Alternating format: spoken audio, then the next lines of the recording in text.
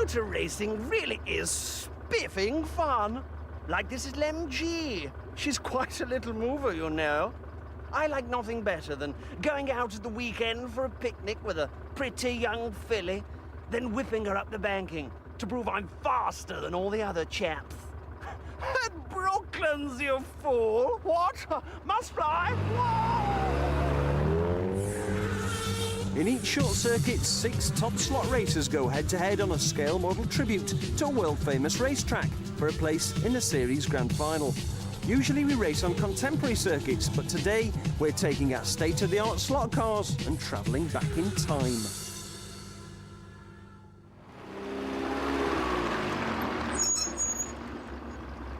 Yes, as the brooding thunderclouds of war circled overhead, the racing fans of England enjoyed a last hurrah on the racetrack at Brooklands. Brooklands, the world's first ever purpose-built motor racing circuit, which, from 1907 until the Second World War, was the home of British motorsport, where adventurous men and women would race a bewildering array of racing cars, home-built specials and motorbikes for the delight of a society crowd.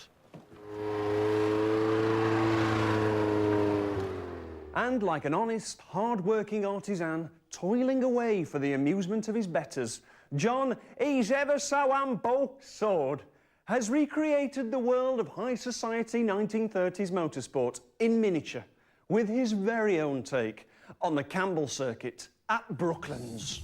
By the 1930s, the original oval track was in a terrible state and out of fashion. The big international races were now held on road circuits with a variety of corners. So, land speed record holder Sir Malcolm Campbell set about designing a modern road racing track, and in 1937, the Campbell circuit was born. The most striking feature of the track is the steep and very fast members banking corner, where any mistakes can be viewed at close quarters by hundreds of spectators. At the end of the maximum speed railway straight is the railway turn left-hander. If you can outbrake your rival here, you can overtake, but leave your braking too late and your race is over. The high-speed Howes corner is also an opportunity for drivers to make up time, but over-exuberance could prove fatal. The margin for error is minute. The potential for disaster is huge. Can our slot monkeys end the day as the brill-creamed Brooklands Bluebirds? Or will they fail like Campbell's meatballs? Racing in today's semi-final, Steve the Welsh Wizard Jones. Ian the Mini Maestro James. A vintage Scot, Jerry Creecham. Wolverhampton's finest, Malcolm Scotto. Former European champion Kevin Tomba. And brave Essex boy, Doug Graver. I think I'll go for it. I think I'm going to try and get an early lead this early on. I'll give these boys a run for the money. I'm going to go for it today. What kind of preparation have you done for the semi? I had a bath, washed my hair. They're all going to be aiming for me. I'm the one they're going to want to beat. We've actually moved on to a new tyre supplier, and I think this is perhaps going to help us. Just run my own race and just take it as it comes.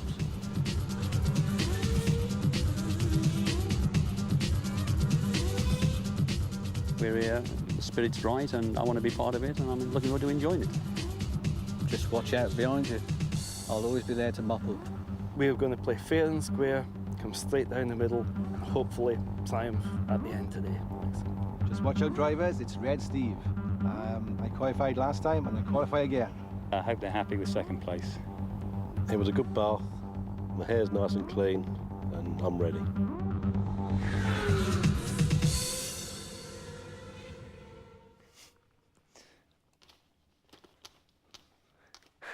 This is usually the bit of the programme where John does his modelling tip, but this time I thought that I'd help him out.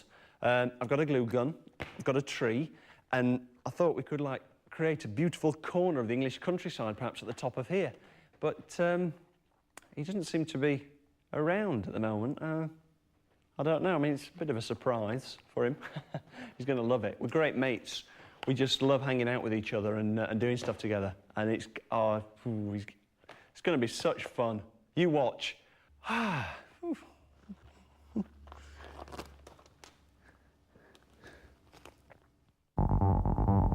Normally at this stage now, I'd be telling you how I'm going to make certain aspects of the track. In this case, we've recreated a miniature version of Brooklands, because what we want to do is represent the older style of racing. It's a real pleasure then to have somebody else sat beside me, beside Alex. I've got a real true slot racer and a man of many talents, somebody that can actually build the cars we're going to need, because not many manufacturers actually make the cars that we need to race to represent this period of history. So welcome to Mac. These are all the product of your genius, let's say. You know, you've scratch built these from, I think, blocks of wood, wasn't it? That's right. I started out as blocks of wood and finished up as ripping round circuits. So how did you go about then, making one of these cars? Where do you start from? What's the basis of the design? First thing you would need is a reasonable plan. This is the outline, side views, plan views, front and rear. That's where you start your modelling from. So if this is truly scratch built then, what have you actually started with to start making the body shells? What we start off with is one block of wood. First of all, we want to find our centre line. This is a centre line through the centre of the car. Right. And you've actually drawn that then onto the block of wood, yeah? What we do is scribe it there, scribe it through, and mark our centre line. That's our datum point. Everything's taken from that then. Right. What we do, we want to produce the curve of the car there. With a file, we tend to rough it out first, then with ever decreasing grades of sandpaper, we reduce it to that shape. Take your time, but you'll find as you've got that shape. We do exactly the same for the other side. So what we've produced is... Ah, now that's looking more like a car body, I must admit. Yeah, I can see the change now. There we've started to carve in the shape of the body. So we've produced our body line there, blending it all into the centre line again. Then with a scalpel, define the corners there. Then with the heel of the knife, put the heel in and roll it round your pencil lines. So we finish up with the lines of the body, the sections for the suspension and exhaust. So we want to form the small components to put a bit of life into the model. Take your time, it can be done, it looks fiddly. Keep trying, keep persevering, and it comes. So we've got our exhaust there, fitted to the motor. We want to fit all the little bits and pieces. We pop our steering wheel in. Because it's balsa wood, I guess that just goes into place and secures itself. Yes, right. And it's starting to look similar to a Formula 2 Ferrari. Absolutely. I need a favour here. What's that? Point me in the direction of the best car out of this lot. There's Alex. He can't see, he can't see. He ain't got a clue what's going on. Right. That's the car. That's the one. That's the car. I mean, Do you want a slow car for we Alex? actually, yeah, that would be great. We can pick something that he perhaps he might struggle a bit with. Right. Excellent. That's a little bit slower, so you Is should it? do all right there. Cheers, mates. Well, there we have it then. Two beautiful machines to be raced on the Brooklands track. I can't wait to start lapping Alex. Why do I bother?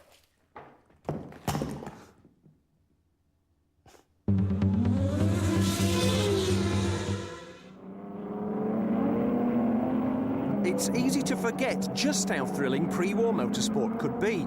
Huge power coupled to skinny tyres, minimal grip, hopeless brakes, and the constant threat of a fatal accident made things very exciting indeed. And the drivers, often just wealthy amateurs, were truly heroic. Thanks to replica cars, it's possible to recreate some of those thrills with slot racing.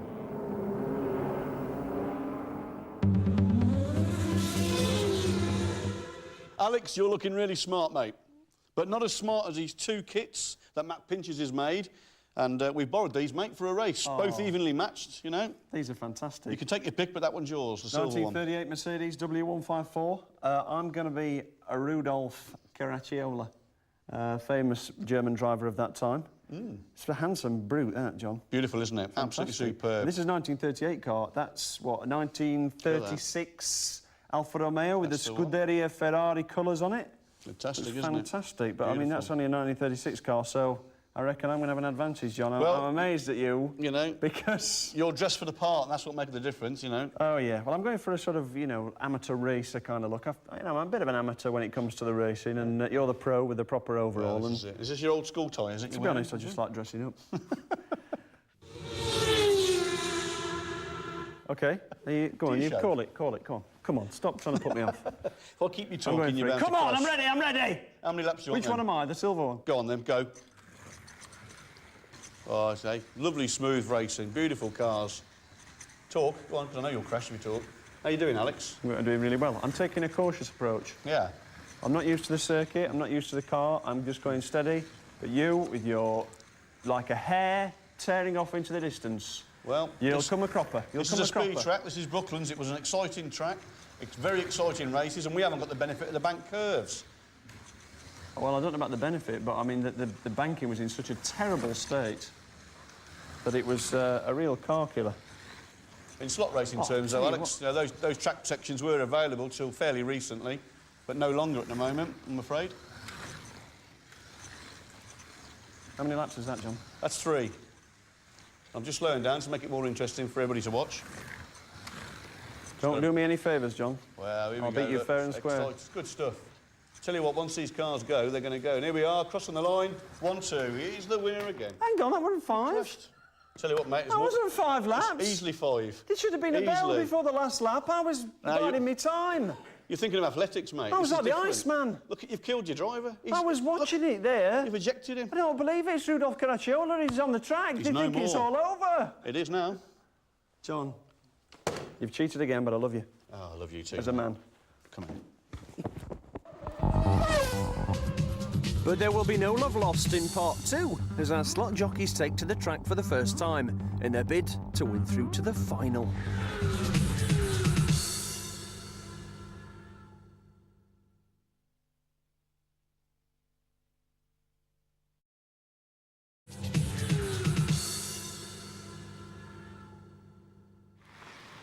Welcome back to part 2. Now, qualifying is next, and our slot jockeys are getting in a few laps of practice on the 1930s Brooklyn circuit. In qualifying, our 6 drivers get their first taste of competition on the Campbell circuit. They race each lane in turn and are ranked according to their overall performance. At the end of the session, choice of lane for the semi goes in order of position in the rankings. Lane advantage can be all important in slot racing, so it's absolutely essential to perform well in qualifying and avoid the difficult outer lanes. Anyone who makes it through to a semi-final has already proved they're a top racer. Now, one of our 6 will stake his claim for pole position. In the early stages of qualifying, one driver emerges from the pack as the one to watch, while the others fail to find any kind of consistency. The vintage Campbell circuit proves a tough test for today's slot racers. 3 races in, and Ian is leading, and he's driving fantastically well. He's had both outside lanes so far, and has made them count. It's very tightly packed in the middle, but Steve, who was an early favourite, is struggling. He's got the pace, but he can't keep it in the slot. It's very tense, it's very exciting. In heats 4 and 5, Ian continues to dominate, but amongst his rivals, the tale of woe continues. The Mini Maestro is on fire, and it seems like no one can touch him, as in lap after lap, he forces his rivals to crash and burn. But the tension is almost unbearable, even for Ian. After 5 of the 6 qualifying races, it's incredibly tight. It's tighter than we've ever had. Pole position is wrapped up. Ian's got that in the bag. But just about any of the other drivers can get second place. It's amazing. With pole already sewn up, but everybody eager to avoid the deadly outer lanes, one driver outperforms the rest to climb the rankings. Going into that final race, Kevin was lying in 4th. He won it. He's now in 2nd place. Will that be enough to get Kevin into the final?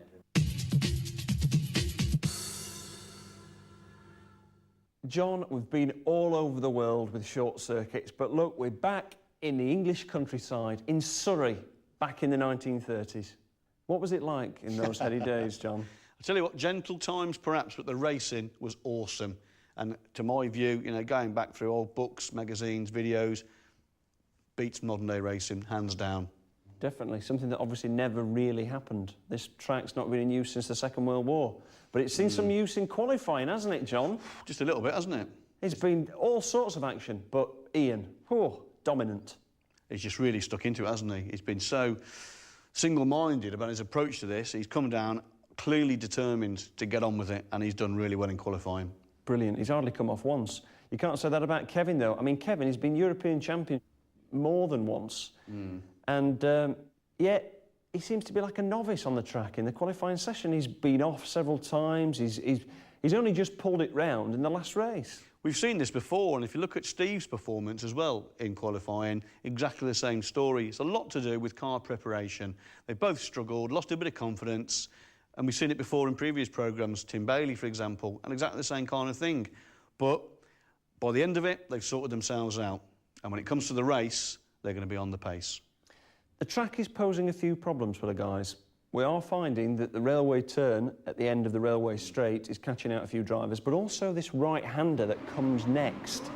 Why is everyone struggling there, John?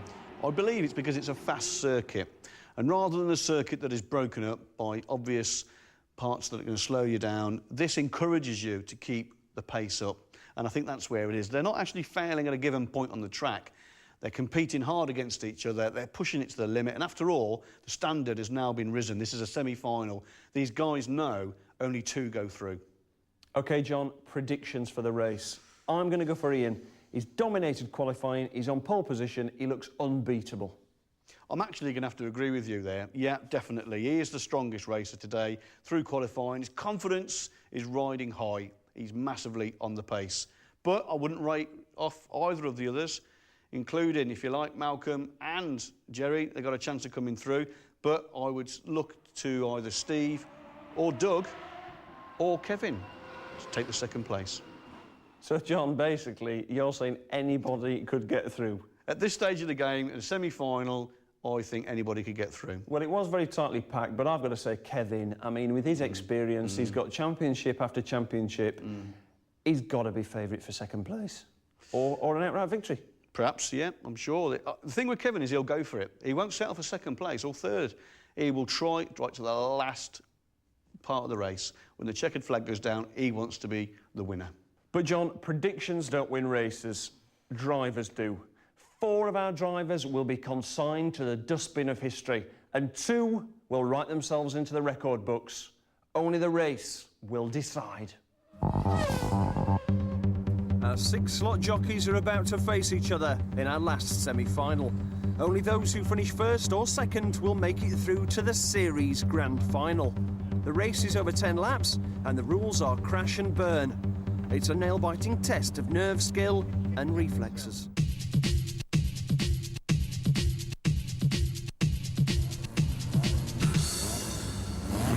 And they're away. Superb start from Ian, superb start from Kevin. And Steve in the red car there, and Doug in the grey car, the top 4 drivers. But, oh boy, these guys are really going crazy at the front of the field there, pulling away every corner. Faster and faster and faster, and nobody can live with them. And look, we're 4 laps in, and they've overtaken Jerry. They've actually lapped him. Oh, dear Doug, you had a bath, you washed your hair. You'll be the smartest bloke on the drive home, that's for sure. Now, back at the sharp end, we've still got Ian and Kevin doing well. Malcolm very sideways there. He's a wily old devil, isn't he? And he's not troubling the leaders, but he might pick up something if the others come off. And these 2 drivers are really demonstrating how to handle a slot car, how to make a slot car go significantly faster than any other on the track at the moment. These guys are awesome. But who's going to win? These guys aren't giving anything away. They're pushing each other. Let's hope nothing goes wrong for these guys, because they're in the final at this rate. Nobody can touch them. And they've lapped more of the field. Nobody's even on the same race.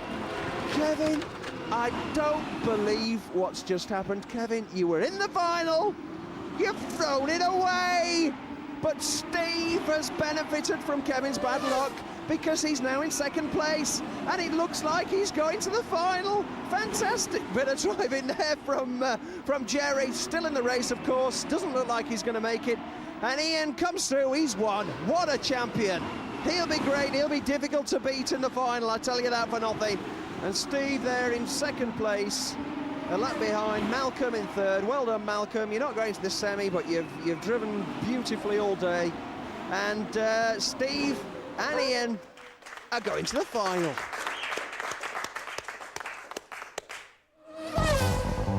Congratulations, Ian. Fantastic race, but Kevin put you under so much pressure. Yes, it was very difficult early on. We were running side by side for many laps. I think he just overcooked it out of one of the bends, and that was it. We both went out hard, I think. Number one, we both wanted the bottle of champagne, but at the end of the day, it was a good race. It's just been a grand day out, and it's just unfortunate that we can't all be winners at the end of the day. Yeah, well, we could have both cruised, you know, once we were, you know, half a lap up, we could have just cruised, but I think we both wanted to win that race, and unfortunately I didn't.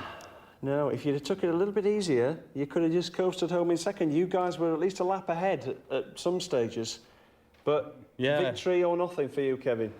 Yeah, that's right, yeah. I mean, you know, every race is a race to me. Try and win every race. They were so far ahead, they were racing hammer and tongs. They thought, well, it was a safe third. They couldn't stand that pace for 10 laps. I thought, stay third, they wouldn't make a mistake, and Kevin did, unfortunately, so... Well, congratulations. Thanks, Can't wait to Alex. see you two guys in the final. Excellent, yeah, looking forward to it, looking forward to it. John, fantastic performance from Ian, but Kevin pushed him all the way, didn't he? He did. Very, very fast lead off there from the both of them. Pity it had to end for Kevin. Fantastic performance from Ian. If only Kevin had abided his time. He just wanted to win so much that he ended up losing everything. He wouldn't take second place, would he? And the others were pushing him hard. Both Doug and Steve were right behind, really pushing hard all the way. Of course, Doug and Steve, that was quite a battle, but Doug, again, at the point where he should have kept his head, stuck it into the barriers. He's too used to the extra weight with the caravan behind him, isn't he? That's what it is. I'll tell you what, it'll be difficult to beat in the final, that Ian. But what a final it's going to be. Brilliant. Tremendous. Well done, guys.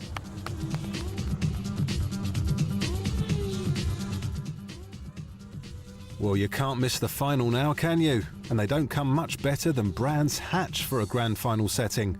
Stick around and place your bets for tonight's last lap of Short Circuits, coming right up.